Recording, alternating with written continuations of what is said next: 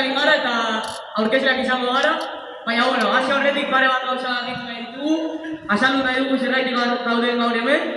Bueno, badakizunez, duela 3 hilabete edo, Zutargi antolatutako mugimendu bat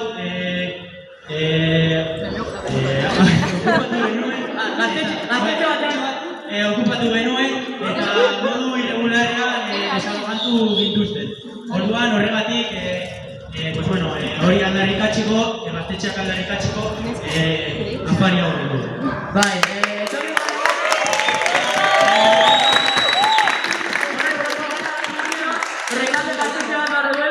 gaztetxe bat behar du, gazteon politizaziorako eta sozializaziorako, aiziali eskaintza alternatiborako, eta gaur antolatutako egitarauak espazio batean egin alizateko. Orduan hasiko gara telebizio barbarianekin, bale?